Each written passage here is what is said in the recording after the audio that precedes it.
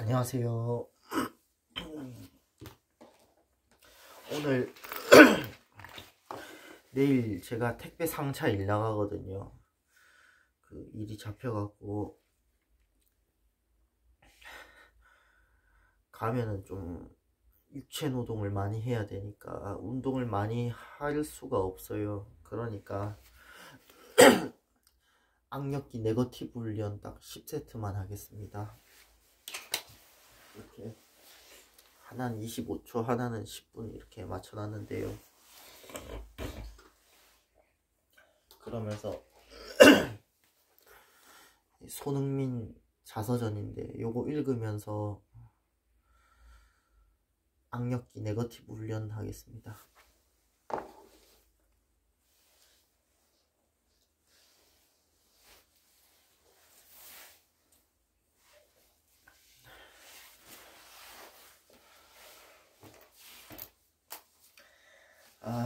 파이팅 하자.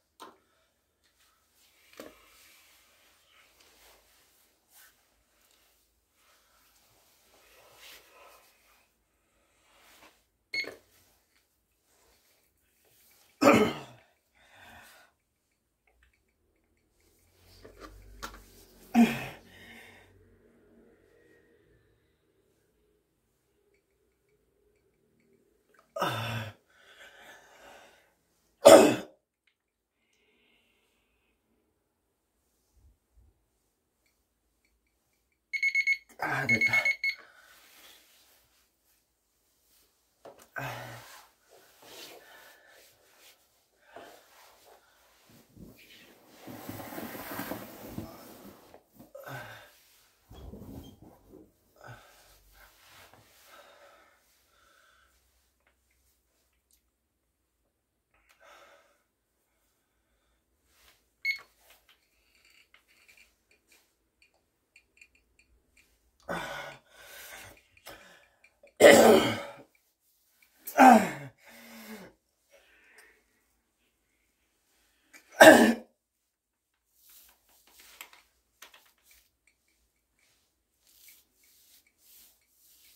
아, 아.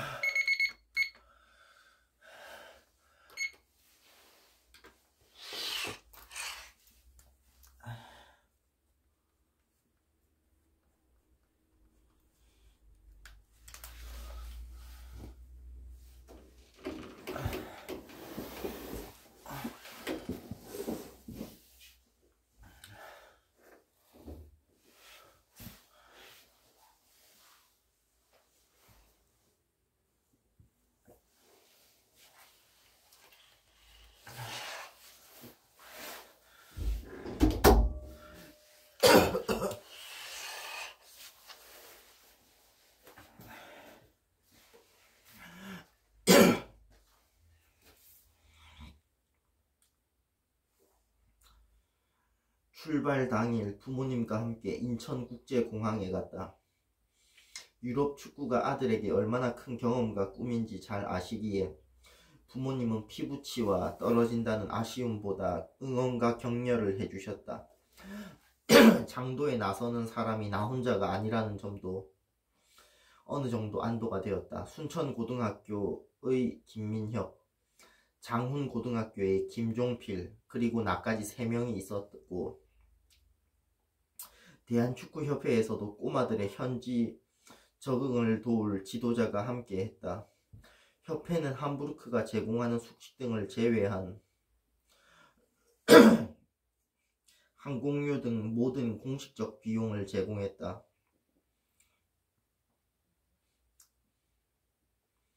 선수들에겐 큰 도움이 아닐 수 없었다. 기나긴 비행 끝에 도착한 함부르크는 당연히 생경했다.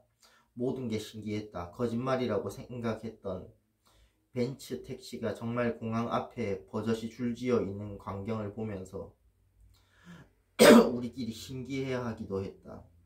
공항에서 우리를 태우고 간 미니밴도 벤츠였다. 우리 차는 아니어도 괜히 호강하는 기분이 들어 웃음이 나왔다. 클럽하우스 근처의 숙소가 마련될 때까지 머물 호텔에서 짐을 풀었다. 부모님께 전화를 걸어 무사 도착을 알렸다. 아버지는 유학 준비를 하면서 했던 말을 재차 강조하셨다. 미나, 너는 아직 아무것도 이룬 게 없다는 걸 명심해. 내가 그렇게 가고 싶어 했던 유럽에 진짜 갔다고 만족하면 안 돼. 유럽 진출 프리미어 리그라는 꿈이 있잖니. 지금 너는 지금까지 꿈꾸던 곳에 옆 동네까지만 일단 간 거야. 거기서 행복하게 최선을 다하면 정말 꿈 안으로 들어갈 수 있어. 피로에 지쳐 호텔방에 낯선 침대 위로 쓰러졌다. 유럽 축구고 뭐고 일단 좀 자야 할 것 같았다. 머리가 무겁게 베개 속으로 푹 꺼졌다. 호텔방의 천장 그리고 옆으로 누우니 바깥 풍경이 눈에 들어왔다. 내가 꿈꾸던 곳에 옆 동네가 저렇게 생겼구나. 유럽에 왔다는 만족감이 들기 전에 덜컥 걱정이 들기 시작했다. 여기서 계약하지 못하면 어쩌지? 1년 연수가 끝나고 함부르크와 계약하지 못한 채 한국으로 돌아가면 어떻게 되는 거지? 학교도 자퇴해서 나는 돌아갈 곳이 없는데 지금까지 나를 위해 고생했던 부모님 얼굴을 어떻게 봐야 하지? 아버지가 나를 위해서 그동안 기울였던 지극정성은 값으로 따질 수 없다. 엘리트 코스에서 축구를 배운 기간이 1년 정도밖에 안 되었으니 나의 축구는 온전히 아버지의 작품이었다. 도공이 단 한 개의 작품을 세상에 내놓기 위해서 수많은 도자기를 빚고 깨기를 반복해야 한단다. 아버지는 나라는 도자기를 빚기 위해 아무런 대가 없이 7년 세월을 보냈다. 내가 여기서 자리를 잡지 못한다면 엄청난 불효일 수밖에 없다. 아버지는 나라는 도자기를 빚기 위해서 아무런 대가 없이 7년 세월을 보냈다.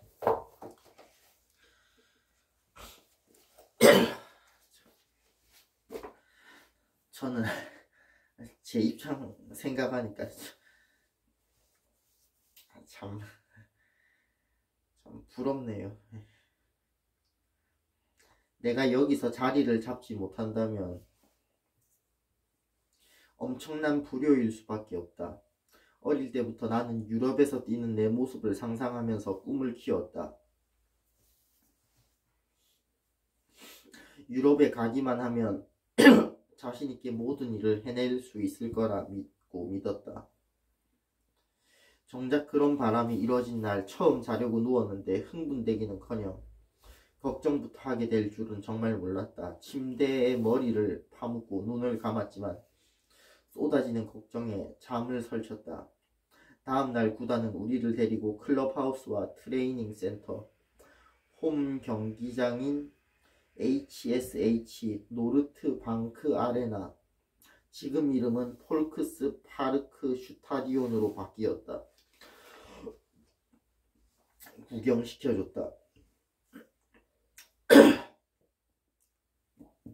클럽하우스는 거대한 규모는 아니었지만 독일 축구 명문의 풍모가 곳곳에서 느껴졌다. 과거 함부르크에서 뛰었던 레전드들의 사진도 많았다. 그 중에는 7, 80년대를 풍미했던 잉글랜드 스타 케빈 키건도 있었다. 중년이 된 모습만 알았던 내게 장발의 키건을 보는 것은 정말 재미있었다. 트로피 전시실에는 사진으로 봤던 분데스리가 우승 트로피와 빅이어라고 불리는 챔피언스 리그 트로피가 눈부시게 빛나고 있었다. 1887년 창단된 함부르크는 121년 역사를 자랑한다. 독일 1부 리그 우승 경력이 6번이나 된다. 마지막 우승은 역사적 명장 에른스트 하펠 감독 하에서 거뒀던 82-83 시즌이었다. 그의 함부르크는 유러피언컵, 지금의 챔피언스 리그에서도 유벤투스를 1-0으로 꺾고 우승을 차지했다. 한국에서 온 10대 소년 3명에게 홈 경기장은 정말 근사해 보였다. 클럽 컬러인 파란색과 검은색이 곳곳에 장식되어 있었고 5만 7천 명을 수용하는 경기장의 내부 전경을 보자 가슴이 두근거렸다.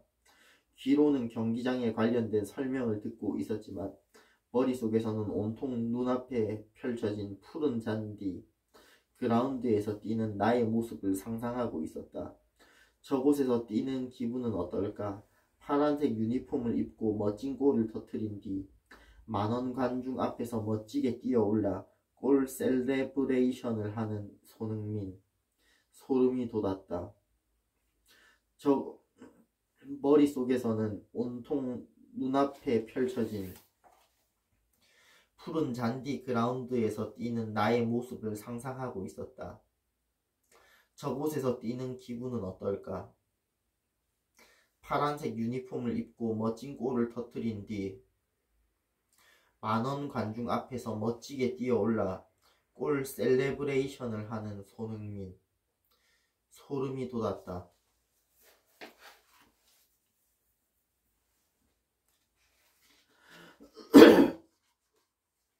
학교에서 10분 정도 쉬는 시간이 있잖아요. 저는 공 들고 운동장으로 나가서 그 잠깐이라도 친구들하고 또는 혼자서 축구하고 수업 시간에 늦게 들어가곤 했어요. 어릴 때 축구 말고는 관심 있는 게 별로 없었어요. 사실 지금도 크게 다르진 않아요. 운동장을 리프팅으로 3바퀴를 돌았어요. 왼발로 한 바퀴, 오른발로 한 바퀴를 돌고 양발로 한 바퀴를 도는 거죠. 진짜 어려웠어요.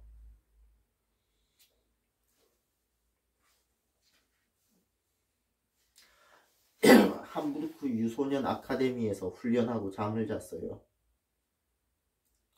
엄청난 경험들을 했죠.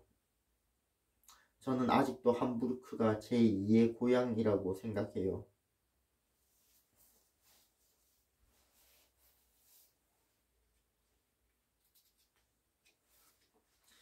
들이대기. 외국인 선수에게 최우선 키워드는 적응이다.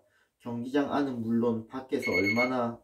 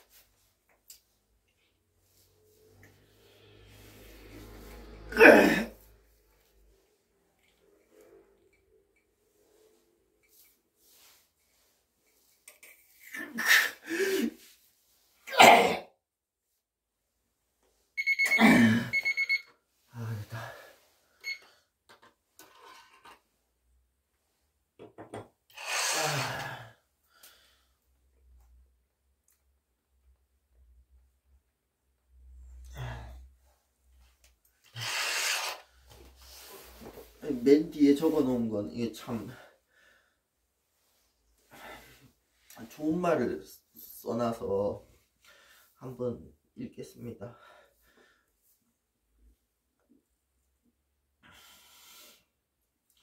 남들이 보기에 제 모습이 화려해 보일지 몰라요. 중요한 건 그게 현재의 겉모습이라는 겁니다. 힘들었던 과거와 뒤에서 이뤄지는 노력은 겉으로 드러나지 않죠. 어려웠던 날이 훨씬 많았어요. 지금도 인내하고 또 인내하며 살고 있어요. 화려함과는 거리가 멀죠. 제가 이렇게 책을 내기로 한 이유이기도 해요. 지금 이 자리에 올 때까지 필요했던 저의 뒷모습을 말씀드리고 싶었어요. 제 인생에서 공짜로 얻은 건 하나도 없었어요. 드리블, 슈팅, 컨디션 유지, 부상 방지 등은 전부 죽어라 노력해서 얻은 결과물이라고 믿어요. 어제 값을 치른 대가를 오늘 받고 내일 받을 대가를 위해서 오늘 먼저 값을 치릅니다. 후불은 없죠. 지금 저는 자제하고 훈련하면서 꿈을 향해 달리고 있어요.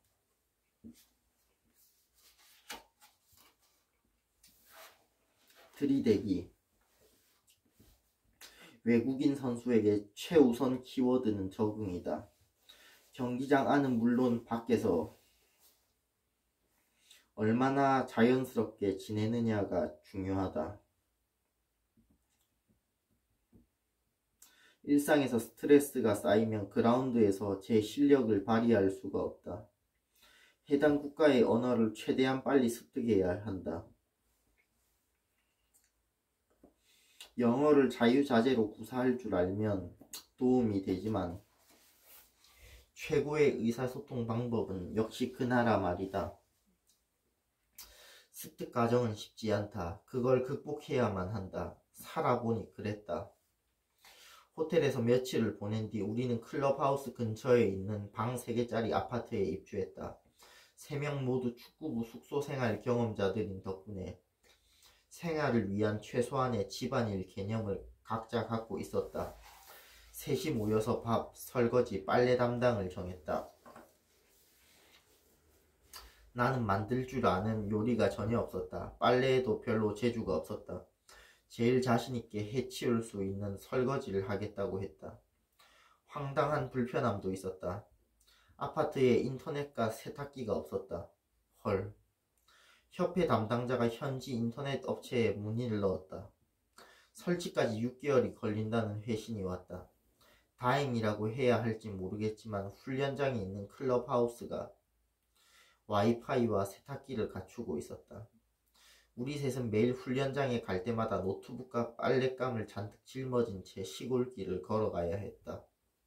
월요일부터 금요일까지 매일 학교에 가서 독어와 다양한 수업을 들었다. 독어는 어려웠다. 속성가외로 얻은 일말의 자신감은 사방팔방에서 쏟아지는 현지 독일어 앞에서 깨끗이 녹아내렸다.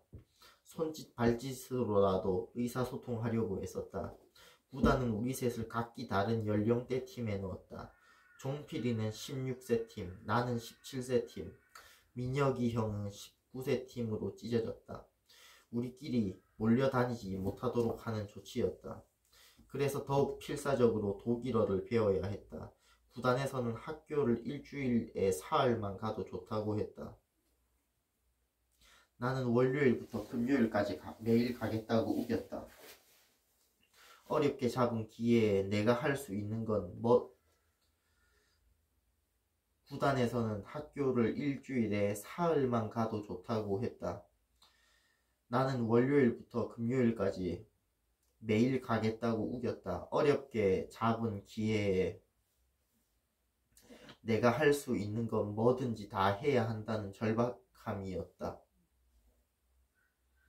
어렵게 잡은 기회에 내가 할 수 있는 건 뭐든지 다 해야 한다는 절박함이었다. 수업 내용은 잘 알아듣지 못했다. 훈련과 경기 때문에 힘들기도 했다. 그래도 억지로 참고 학교에 가서 수업을 꾸역꾸역 들었다. 동료들의 독일어를 빨리 알아듣고 싶어서 선택한 방법은 수업 내용은 잘 알아듣지 못했다. 훈련과 경기 때문에 힘들기도 했다. 그래도 억지로 참고 학교에 가서 수업을 꾸역꾸역 들었다. 동료들의 독일어를 빨리 알아듣고 싶어서 선택한 방법은 다짜고짜 들이대기였다. 클럽하우스에 들어갈 때마다 큰 목소리로 구텐 모르겐이라고 외쳤다. 처음엔 당연히 창피했다. 그 다음 돌아오는 말을 제대로 알아듣지 못했으니까. 한국이나 독일이나 웃는 얼굴에 침 뱉을 사람은 없다는 사실이 중요했다. 학교 수업에서 새로 배운 표현을 그날 훈련 중에 무조건 써먹었다. 예를 들어라는 말을 배웠다고 치면 17세 팀 아이들과 함께 있다가 갑자기 예를 들어라고 말했다. 독일 아이들은 뜬금없는 들이대기에 너 그 말 어디서 배웠어? 라며 재미있어 했다. 덕분에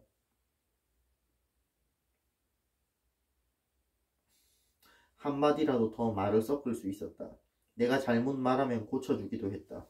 그렇게 독일 친구들과 직접 주고받은 단어나 문장은 신기하게 저절로 외워졌다.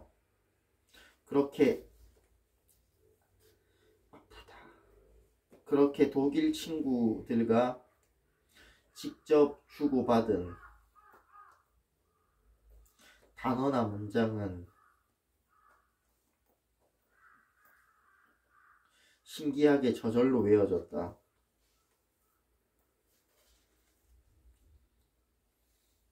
내가 속한 함부르크 U17팀은 독일 북부 권역 구단끼리 모이는 U17 리그에 참가하고 있었다.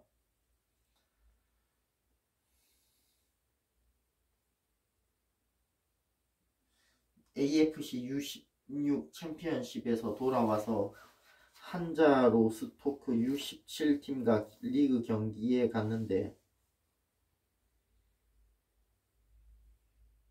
내 이름이 출전 명단에 적혀 있었다.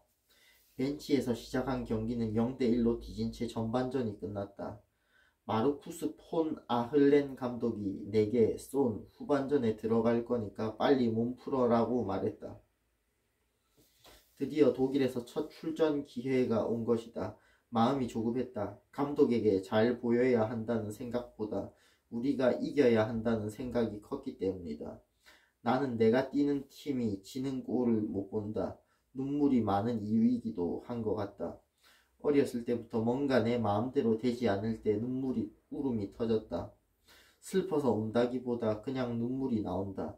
국가대표팀 유니폼을 입고 출전했던 메이저 대회에서 눈물을 보인 이유도 결국 그런 성격 때문이었다.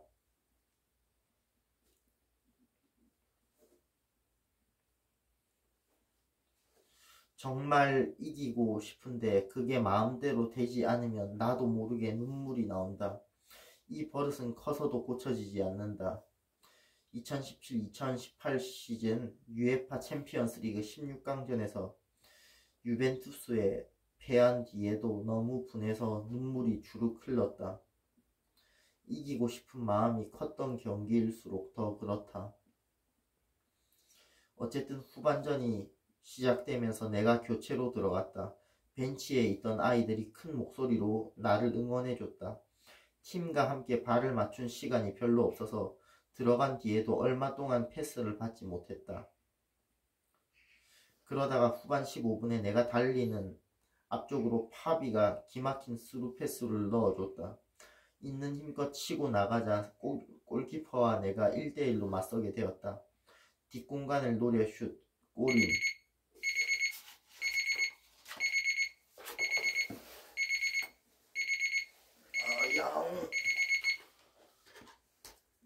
아이고,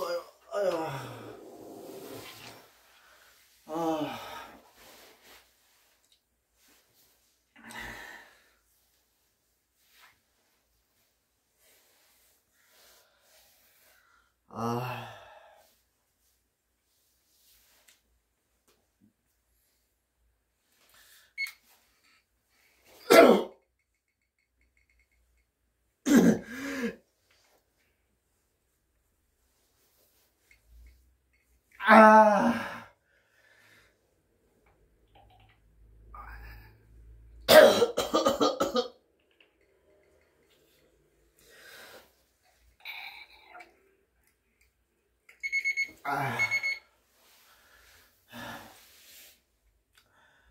아,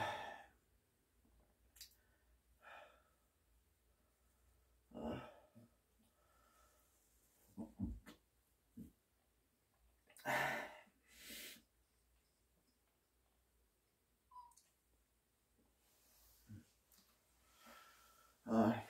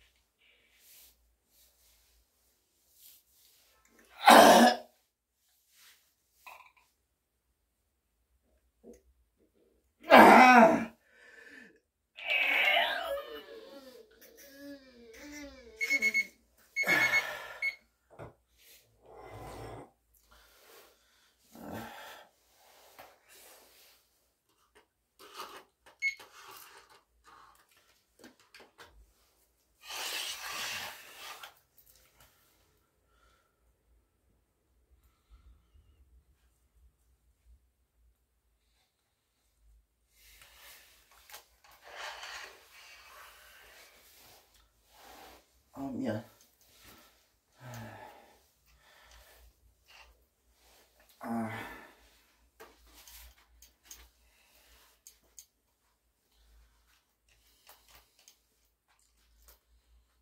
유럽에서 내가 처음 넣은 골이었다. 아이들이 모두 달려와 축하해줬다.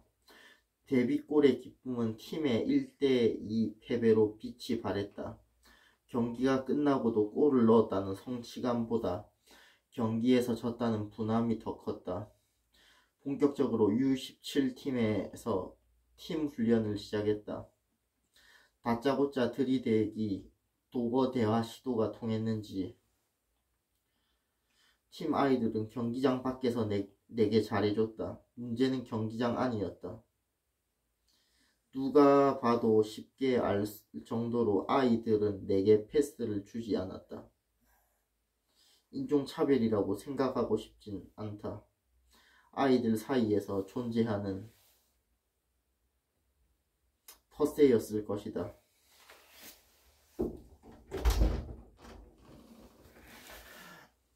연습 경기 중에도 나는 패스를 받지 못해 혼자 뛰다가 끝나는 일이 반복되었다. 그래서 내가 먼저 가서 볼을 빼앗아 오기로 결심했다. 안 주면 내가 직접 챙길 수밖에 없다. 가까운 거리에 있는 상대가 볼을 잡을 때마다 과감하게 달려들었다. 남들 눈에는 이런 모습이 투지 넘치는 모습으로 보였을 것이다. 경기에서 득점도 조금씩 쌓여가다 보니 독일 친구들도 천천히 내게 마음과 패스를 열어줬다. 내가 좋은 위치로 파고들 때마다 패스가 들어오기 시작했다. 그러면서 1년 연수 기간이 눈 깜짝할 사이에 끝나버렸다. 할 수 있다는 자신감이 생겼다. 함부르크는 내게 함께 가자는 뜻을 밝혔다. 프로 계약 가능 연령인 만 18세에서 조금 모자란 나이였기 때문에 1년 유소년 계약을 제안했다. 여기서 비자 문제가 발생했다. 유소년 계약을 맺으려면 학생 비자가 필요했다. 그게 나오지 않았다. 함부르크 측은 비자는 우리가 해결해 줄 수 없다라며 한 발 뒤로 물러났다. 결국 연수가 끝나고 일시적으로 무적 신세가 되었다. 고등학교를 자퇴한 상태라서 한국에 돌아갈 곳도 없었다. 꿈 같았던 1년 연수가 끝나자마자 세상이 갑자기 어두워지는 기분이었다.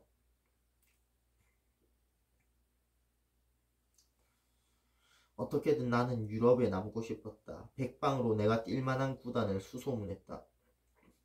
독일 구단은 물론 잉글랜드의 블랙번과 포츠머스에서 1, 2주씩 함께 훈련하며 능력을 테스트받았다. 다행히 나를 직접 봤던 구단들 대부분 나와 계약하고 싶어 했다. 블랙번은 구체적인 계약 방법까지 제안했다.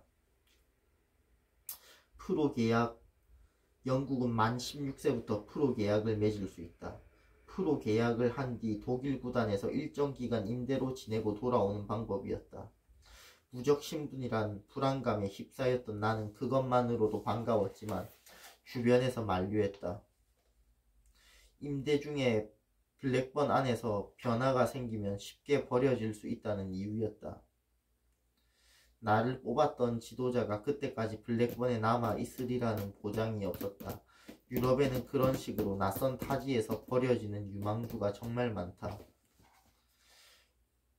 결국 우리는 10월 나이지리아에서 열리는 피파 U17 월드컵에 모든 것을 걸기로 했다. 이광종 감독님과 함께 나를 처음 U15 대표팀에 뽑았던 송경섭 코치님이 팀을 지도하고 있었다. F조에서 우리는 전통의 축구 강국인 이탈리아와 우루과이, 아프리카 복병 알제리와 맞붙었다. 첫 경기인 우루과이전에서 나는 팀의 두 번째 골을 넣어 3대1 승리에 일조했다. 두 번째 경기에선 이탈리아에 패했지만 마지막 경기에서 알제리를 2대0으로 꺾어 16강 진출에 성공했다. 그 경기에서 이종호가 선제골, 내가 추가골을 넣었다.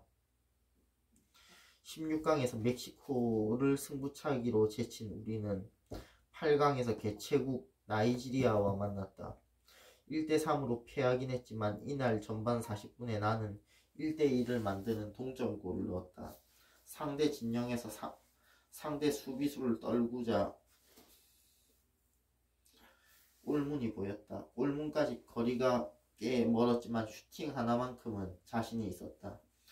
뒤도 돌아보지 않고 있는 힘껏 슛을 때렸다. 체중이 제대로 실린 슛은 골키퍼의 손과 크로스바 사이로 꽂혔다.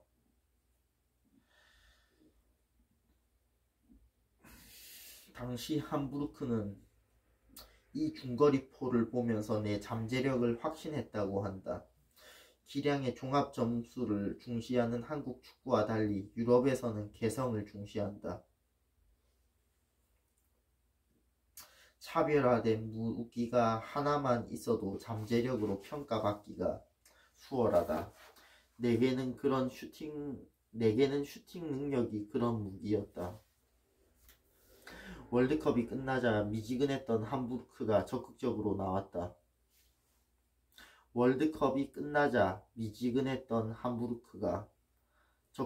나왔다. 내심 너무 다행스러웠다. 비자 문제는 여전했다. 구단이 정식 교육기관이 아니기 때문에 비자 발급이 쉽지 않았다. 그렇다고 아무 이유 없이 나를 학생으로 받아줄 독일 학교도 없었다. 구단은 어떻게든 내가 비자만 해결해 오면 당장 계약해 주겠다고 했다.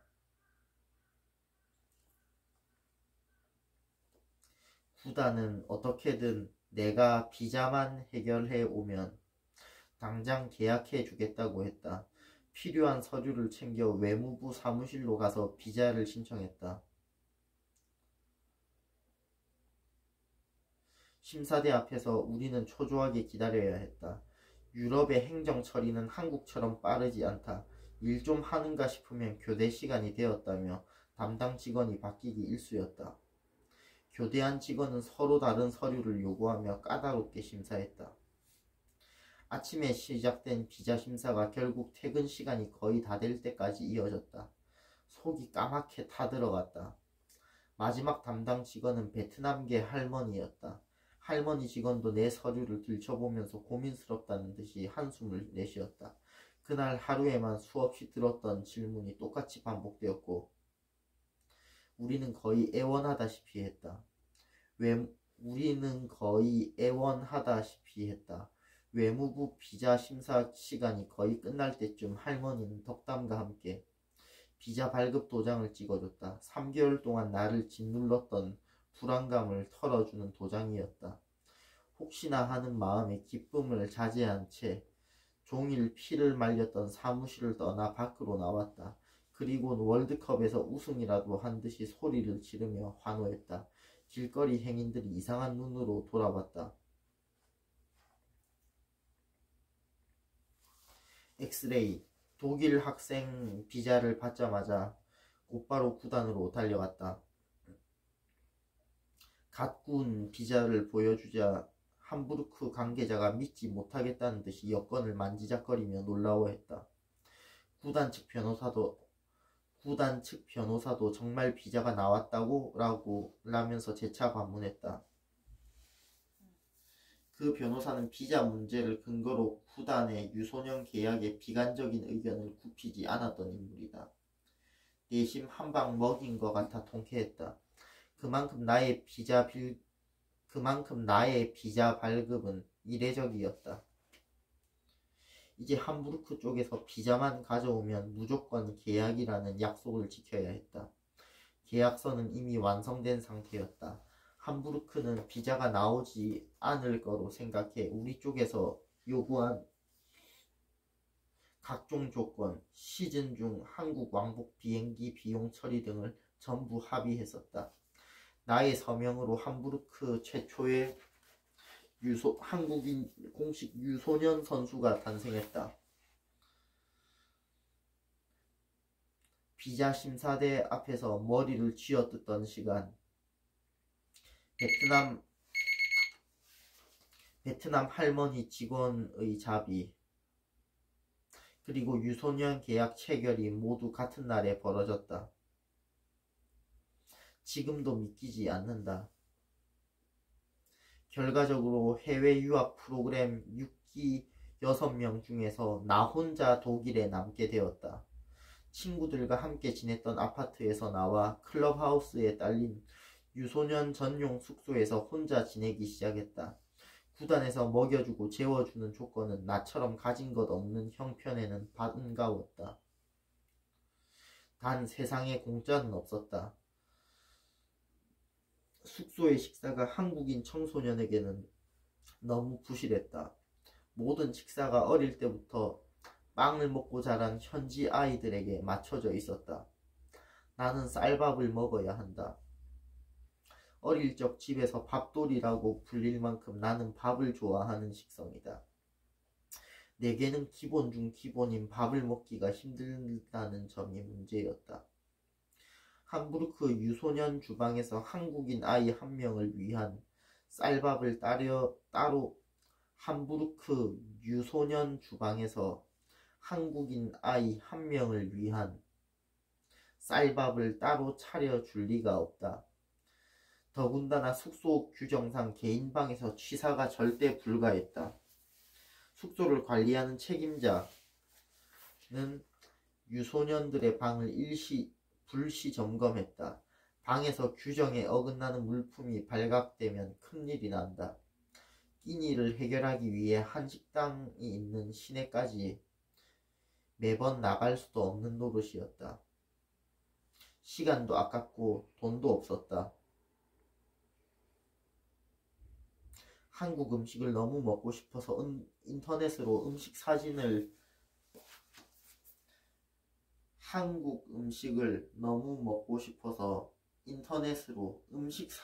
검색해 구경하기까지 했다.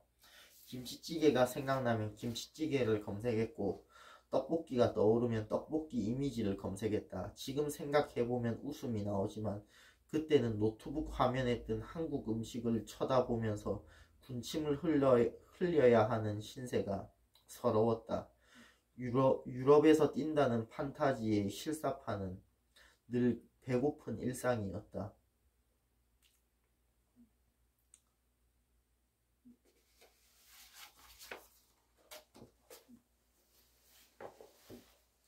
고생 많이 했네요.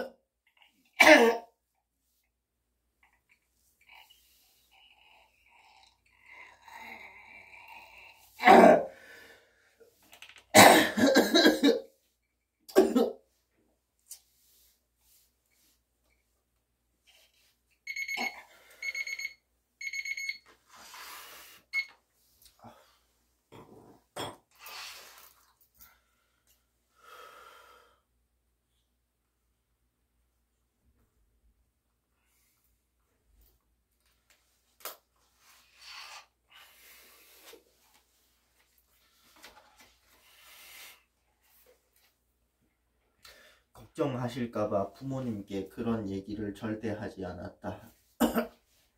형과 통화를 하면서 달랬다. 쌓였던 서러움이 한꺼번에 터졌다. 라면이 먹고 싶다고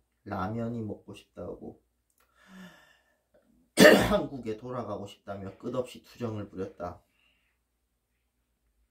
내가 힘든 티를 낼 때마다 아버지는 성공은 선불이다 라고 말씀하셨다. 지금 인생을 투자해야 10년, 20년 후에 결과를 거둘 수 있다고. 항상 냉정한 아버지도 속내는 안타까움으로 가득했던 모양이다. 고민 끝에 아버지는 한국의 일을 정리하고 독일로 넘어오시기로 했다. 있는 돈 없는 돈을 전부 끌어다 숙소 근처에서 제일 싼 호텔을 거처로 삼으셨다.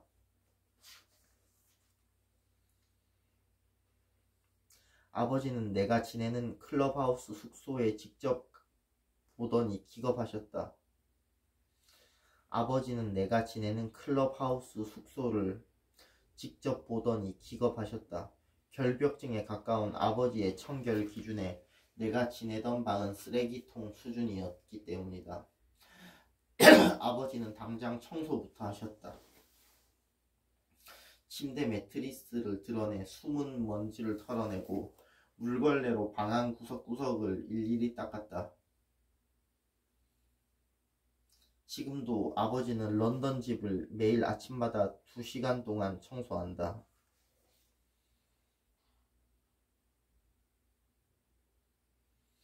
TV 드라마에서 가끔 나오는 그런 대청소를 매일 하신다. 창틀 먼지까지 닦으신다. 진공청소기를 잡는 아버지의 손 부위에는 굳은 살이 배겨있다. 아버지는 한국에서부터 들고 온 밥솥으로 직접 흰쌀밥을 지어 막내 아들에게 먹이셨다. 함께 잔뜩 싸오신 김치와 김만으로도 너무 맛있었다. 남들에게는 보잘것없는 밥상일지 몰라도 내게는 진수성찬이었다. 숙소 규정 때문에 밥솥을 사용한 뒤에는 눈에 띄지 않는 곳에 감춰둬야 했다. 내가 훈련을 나간 뒤에 아버지는 혼자 내 방에 남아 밥솥을 옷장 안에 꼭꼭 숨기는 등 굳은 일들을 도맡아 하셨다. 훈련도 직접 참관하셨다.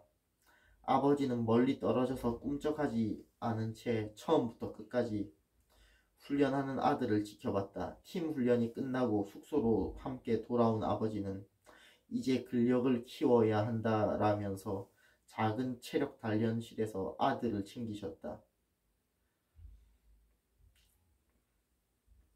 게으름이나 꾀병을 위한 틈은 없었다. 아버지는 말만 하고 뒷짐지는 타입의 지도자가 아니다.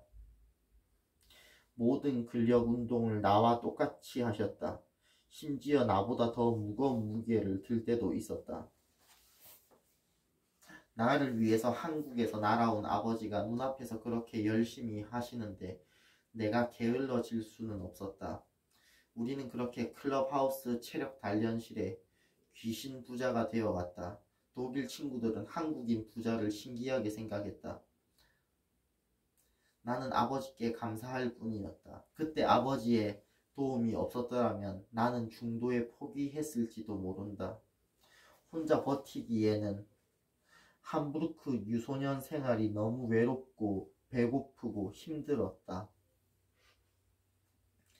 신분의 안정, 아버지의 지극정성 뒷바라지와 그에 보답해야 한다는 마음가짐 덕분에 신분의 안정, 아버지의 지극정성 뒷바라지와 그에 보답해야 한다는 마음가짐 덕분에 나는 U19팀에서 리저브팀으로 승격했다. 2009-2010 시즌 하반기부터는 성인 선수들과 리저브 경기를 뛰며 경험을 쌓았다. 시즌이 끝나고 한국에 잠시 다녀오려고 하는데 당시 1군에 미카엘 웨닝 수석코치로부터 연락을 받았다. 휴가가 끝나고 돌아오면 1군 프리시즌 훈련에 합류하라고 했다. 처음엔 잘못 들은 줄 알았다. 기회가 그렇게 빨리 올 줄은 꿈에도 몰랐기 때문이다. 물론 1군 승격이 확정된 것은 아니었다. 프리시즌의 가치를 증명하지 못하면 다시 리저브 팀으로 돌아가야 한다. 한국에서 머무는 동안 정말 열심히 몸을 만들었다. 분데스리가 선수가 될 가능성이 막 생기려고 한다는 희망이 내게는 엄청난 동기부여가 되었다. 분데스리가 선수가 될 가능성이 막 생기려고 한다는 희망이 내게는 엄청난 동기부여가 되었다. 6월 말 독일로 돌아가 1군 훈련에 처음 합류했다. TV로만 보아왔던 판니스텔루이가 있었다. 브라질 국가대표 제호베르투도 있었고, 지난 시즌 분데스리가 베스트 11에 선정된 데니스 아우고, 페루 에이스 파올로 게레로와 인사를 나눴다. 연예인들 사이에 낀 것 같은 기분이었다. 이런 스타들과 내가 지금 함께 훈련을 하고 있다니 믿을 수가 없었다. 눈을 어디에 둬야 할지 몰랐다. 갑자기 판니스텔루이가 먼저 다가와 지랑 아는 사이냐? 라고 물었다. 맨유에서 함께 뛰었던 덕분에 판니스텔루이는 한국인 선수에게 호감을 갖고 있는 것 같았다. 나는 박지성 선배를 너무 잘 알지만 저쪽에선 나라는 존재를 알 리가 없지. 박지성 선배나 판니스텔루이나 내게는 그냥 TV에서나 볼 수 있는 우주 대스타였다. 말 걸어준 것만으로도 감사한데 판니스텔루이는 너는 특별한 재능을 가졌어. 자신감 있게 열심히 해봐라고 조언했다. 이 말밖에 생각나지 않았다. 실화냐? 프리시즌 평가전을 몇 차례 치른 뒤 함부르크는 2010-2011 시즌을 시작하기 전 마지막 테스트에 나섰다. 상대는 프리미어리그 강호 첼시였다. 그 첼시? 맞다. 프리미어리그의 첼시였다. 1대1로 팽팽하게 맞서던 후반 37분 나는 교체로 경기에 들어갔다. 무승부로 끝날 것 같은 분위기 속에서 들어간 지 5분 만에 눈앞에 갑자기 기회가 찾아왔다. 뒤에서 온 패스를 존 테리가 걷어낸다는 것이 내 발에 맞고 굴절되었다.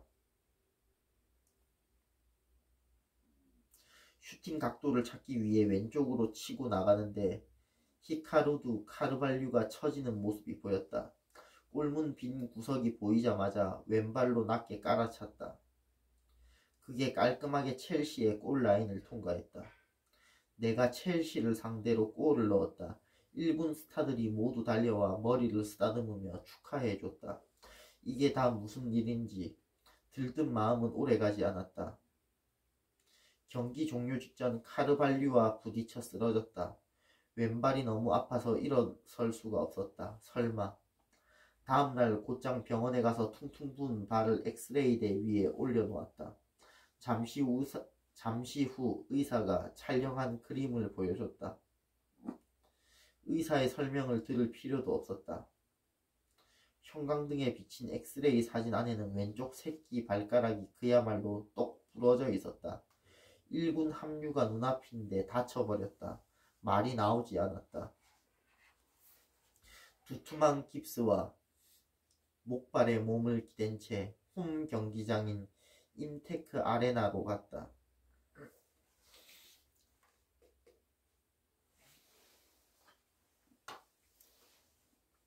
하필 그날 2010-2011 시즌 1군 선수단 촬영이 있었기 때문에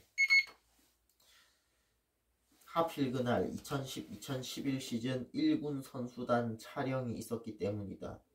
현장에 도착해 유니폼으로 갈아입자 가슴속에서 뜨거운 응어리가 울컥 솟구쳤다. 일군 기해 앞에서 목발 신세라니. 카르발유도 원망스러웠고 내가 왜 그렇게 악착같이 볼을 다퉜는지 또 후회스러웠다. 일군 선배들이 다가와서 힘을 내라고 격려해줬다. 눈물을 꾹꾹 참았다. 촬영장으로 나가기 직전에 화장실에서 숨을 고르고 있었다. 마침 판니스텔 루이가 들어왔다. 내 어깨를 꽉 잡으면서 괜찮아. 우리는 널 기다릴 거야 라고 말했다. 참았던 눈물이 펑 하고 터지고 말았다. 겨우 참았는데 정말 무슨 대단한 격려를 해준 것도 아닌데 판니스텔 루이의 그 한마디가 내 속상한 마음을 제대로 찔렀다. 19살짜리 한국인 신입생이 엉엉 울자 선수들과 스태프가 모두 다가와 어깨를 토닥여줬다. 한국에 있던 나를 데려가 준 곳, 유소년 계약을 맺어준 곳, 1군 승격 기회를 준 곳, 제일 어린 나의 슬픔을 봄날 햇볕처럼 따뜻하게 감싸 안아주는 곳, 함부르크는 그런 곳이었다.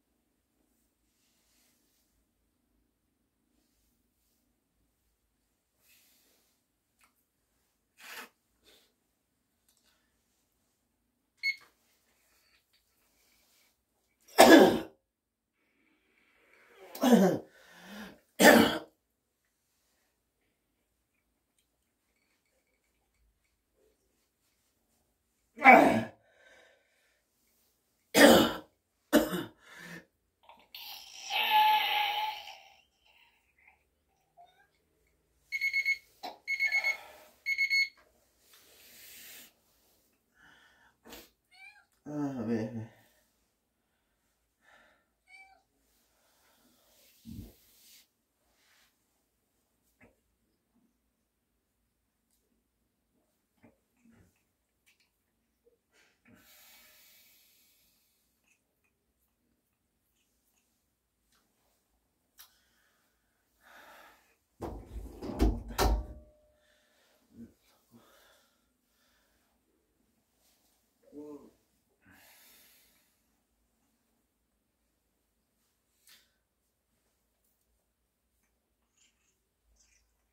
야, 아프다. 네 발톱이 너무 아프다.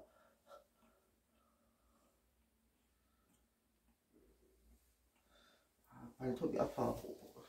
뭐 깔아야겠네.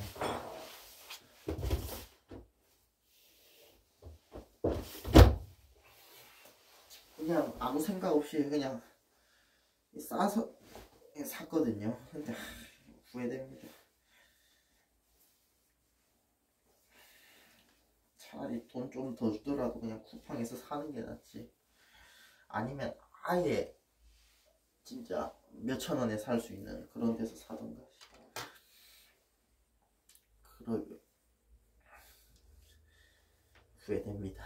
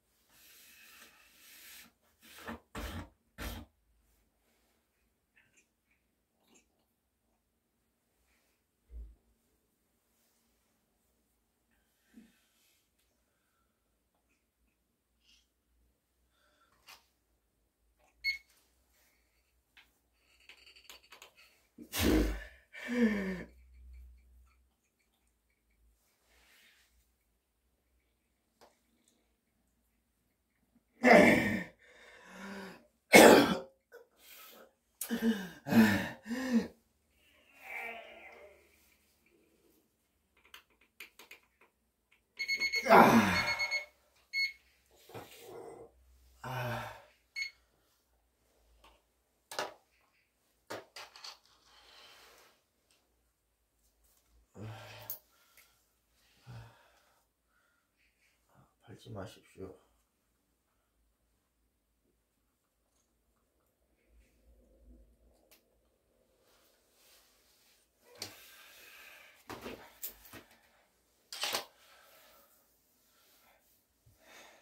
아프다니 발톱이 아프다.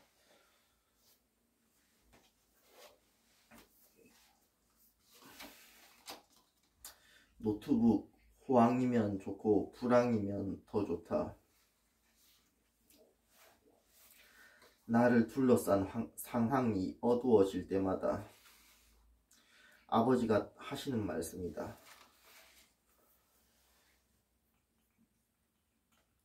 글로벌 기업 도요타 자동차의 조후지오 회장의 어록이다.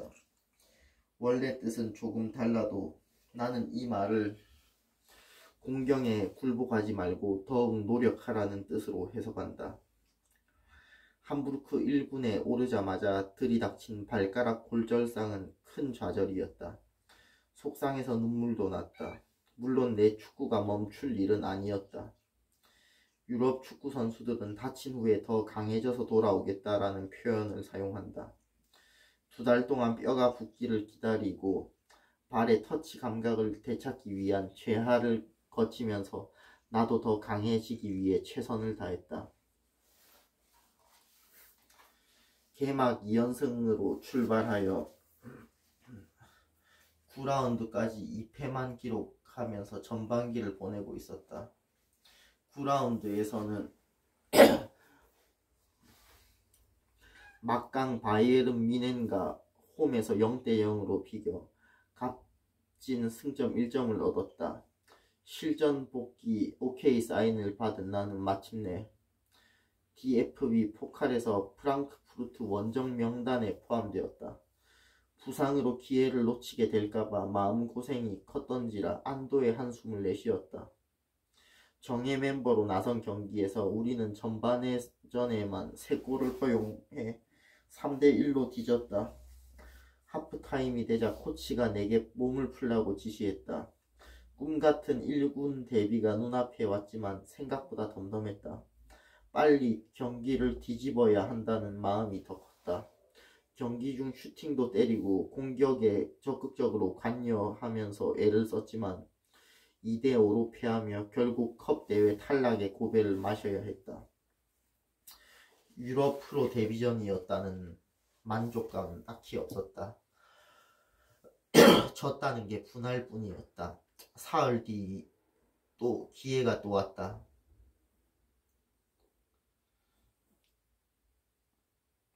프랑크푸르트전에서 열심히 했다며 칭찬했던 아르민 페어 감독이 나를 퀼른 원정 경기에 선발로 세운 것이다. 참고로 당시 페어 감독은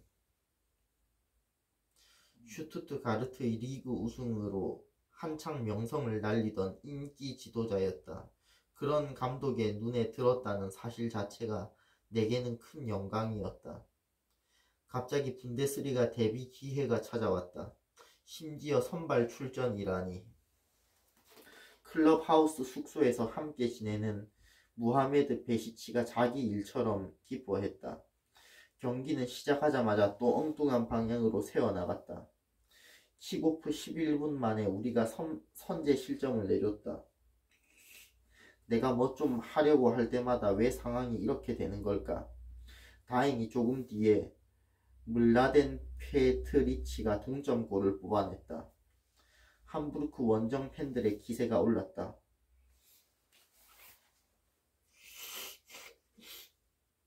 그로부터 9분 뒤에 그 일이 벌어졌다.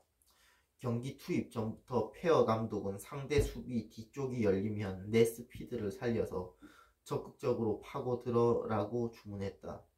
우리 진영에서 볼을 잡은 고이코 카차르와 내가 순간적으로 눈이 맞았다. 내 앞으로 상대 풀백과 드넓은 공간이 보였다. 무의식적으로 내달리기 시작했다. 내게 스타트 타이밍을 빼앗긴 상대는 오프사이드 트랩으로 만회하려고 했다. 이날 축구의 신은 내 편이었다. 온사이드, 순식간에 골키퍼와 1대1로 맞섰다. 골키퍼보다 내가 먼저 볼을 건드릴 수 있는 상황이었다. 짧은 순간 별별 생각이 다 들었다. 골키퍼의 키를 넘길까? 옆으로 쳐서 돌아갈까? 아니면 그대로 슛? 첫 번째 옵션을 택했다. 볼터치의 느낌이 너무 좋았다. 달콤하다고 해도 좋을 만큼 부드러웠다.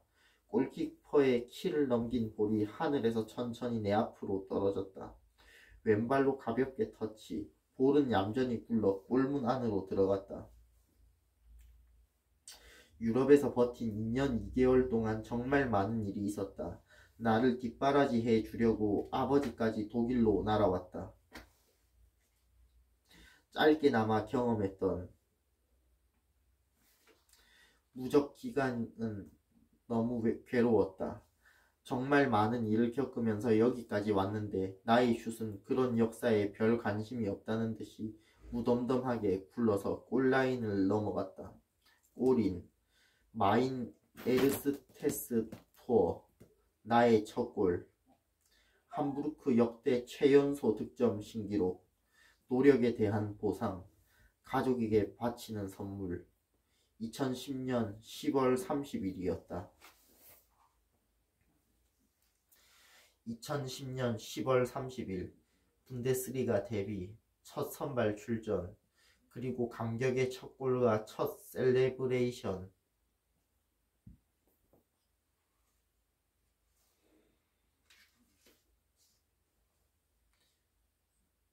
나의 분데스리가 데뷔골은 팀의 2대3 패배로 빛이 발했다.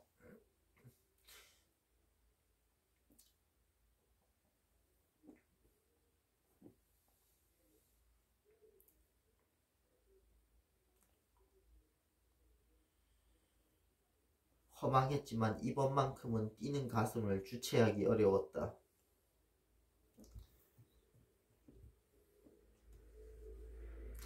19살인 내가 그 유명한 분데스리가에서 골을 넣었다. 유소년 계약 1년 만에 말이다. 경기 후 선수단은 곧바로 함부르크로 돌아왔다. 클럽하우스 숙소에 도착했을 땐 이미 새벽 2시가 넘었다. 1층 로비에서 유소년 동료들과 주방 아주머니가 박수로 나를 반겼다. 축하는 물론이고 나를 신기한 존재처럼 본다는 느낌이었다. 클럽하우스에서 지내는 유소년이 1군 경기에서 뛰고 골까지 넣는 일은 매우 드물기 때문이다. 개 중에는 마음이 편치 않은 아이들도 있었다고 생각한다. 매일 경쟁하는 사이이기 때문이다. 미래의 후배들에겐 내가 희망을 주는 사례로 기억되겠지만 지금 당장 경쟁하는 동기들에겐 경쟁자가 치고 나갔다는 위협이 될 수밖에 없다. 그래서 솔직히 동기들의 따뜻한 축하는 약간 의외였다. 실력만 있으면 인정받는다는 유럽 축구의 진리를 다시 한번 절감했다. 실력만 있으면 인정받는다는 유럽 축구의 진리를 다시 한번 절감했다. 동기들의 축하를 뒤로 하고 내 방으로 올라갔다. 그 시간까지 아버지도 나를 기다리고 있었다. 난 텅 빈 집에 혼자 들어가는 기분을 별로 좋아하지 않는다. 항상 문을 열고 들어가면 누군가가 반겨주기를 바란다. 그런 성격을 잘 아시는 아버지는 그때도 지금도 내가 귀가할 때까지 주무시지 않는다. 울컥하는 마음에 아버지와 포옹했다. 아버지의 반응은 고요했다. 작은 목소리로 수고했다. 어서 쉬어라. 다음 경기 준비해야지 라고만 하실 뿐이었다. 어떻게 반응해야 할지 몰라서 눈치를 보며 짐을 풀었다.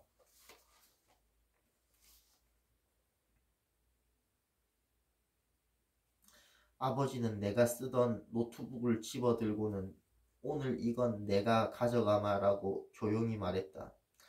프로 데뷔골에 대한 인터넷 반응을 구경하면서 웃으며 잠들고 싶었는데 아버지는 흥민아, 축구선수한테 제일 무서운 게 교만이야. 한 골 넣었다고 세상은 달라지지 않아. 지금 내가 할 일은 다음 경기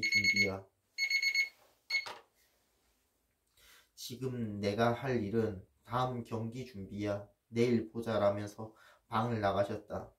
갑자기 방이 휑하게 느껴졌다. 분데스리가 데뷔골의 감흥을 즐길 방법이 전혀 없었다. 최근에야 아버지는 그때 이야기를 하신다.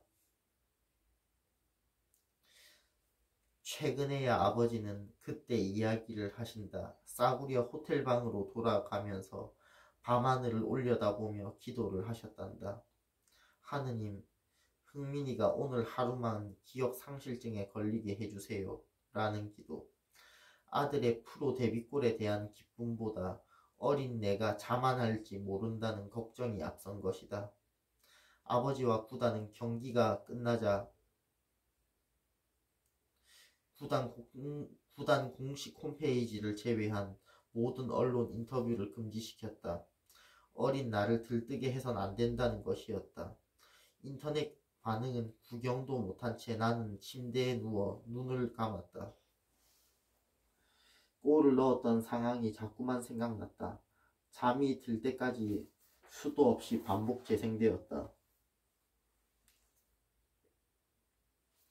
킬른전 데뷔골은 구단에 확신을 심어준 것 같았다. 며칠 뒤에 나는 구단 사무실에서 생애 첫 프로 계약을 체결했다. 진짜 프로 축구 선수가 되는 순간이었다. 이제 월급도 받는다. 프로 첫 월급은 1만 유로였다. 세금으로 절반이 나가고 이것저것 제하면 수중에 떨어지는 액수는 훨씬 적었다. 당장 생활이 분데스리가급으로 바뀌지 않았다는 뜻이다. 그저 나와 아버지의 체류 비용을 내가 벌어서 충당할 수 있다는 사실에 감사했다. 프로 계약 체결 후 꿈을 이룬 성취감과 가족의 보탬이 될 수 있다는 뿌듯함 속에 아버지와 기념사진을 찍었다.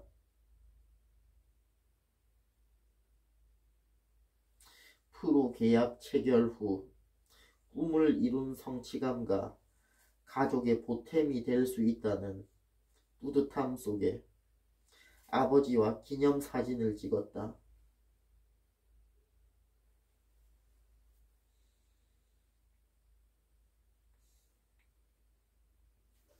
그때까지 유소년 신분이었던 나는 보수를 받지 못하고 있었다. 내가 1군 선수가 되고 분데스리가 골을 넣고 함부르크 팬들을 열광시킬 때도 나와 아버지는 별 볼 일 없는 살림 속에서 어렵게 지냈다. 가족과 함께 지낼 집도 없었고 아버지는 자동차가 없어서 매일 호텔과 클럽하우스, 훈련장 사이를 몇 시간씩 걸어 다녔다. 유소년 때와 다르게 1군 훈련장에는 가족도 출입할 수가 없었다. 훈련이 시작되면 갈 곳이 없어진 아버지는 혼자 밖에서 몇 시간씩 추위를 견디며 기다리셨다. 비를 피할 곳도 없었다. 훈련을 마친 나를 챙겨야 한다는 생각으로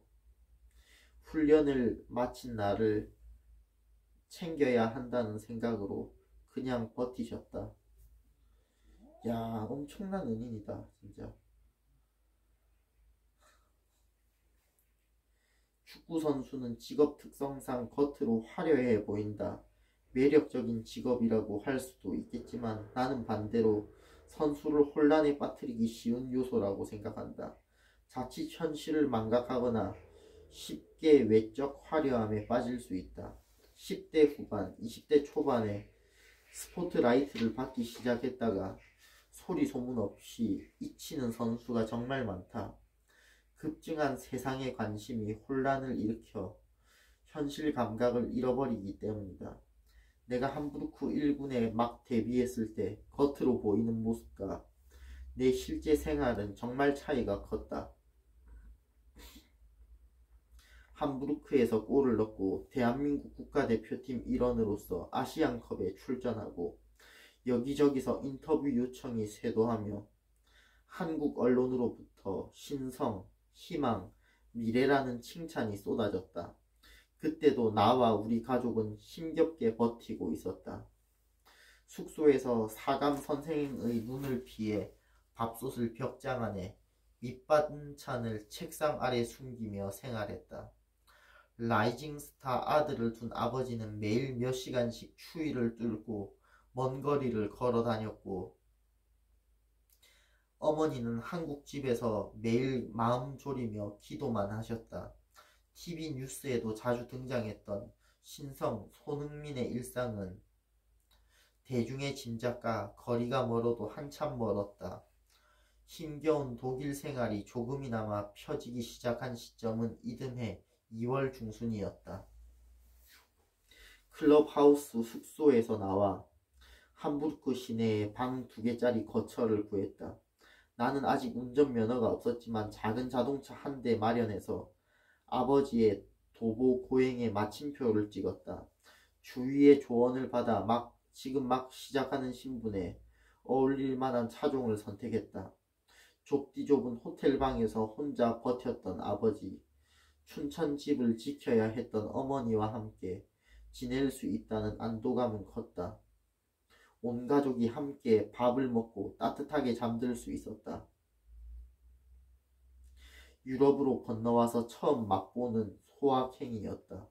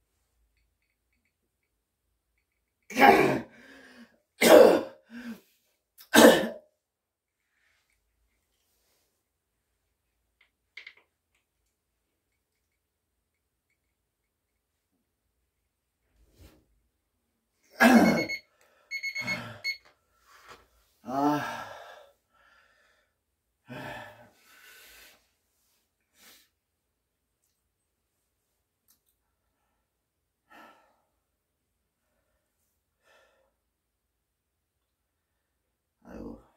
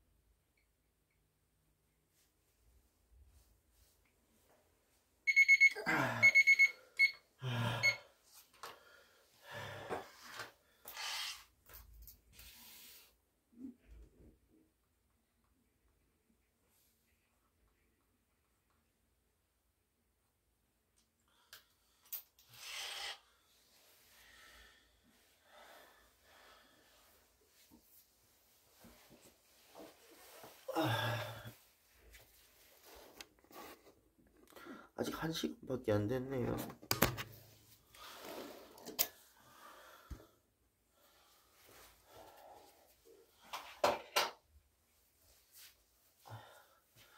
아직 문자가 와갖고요.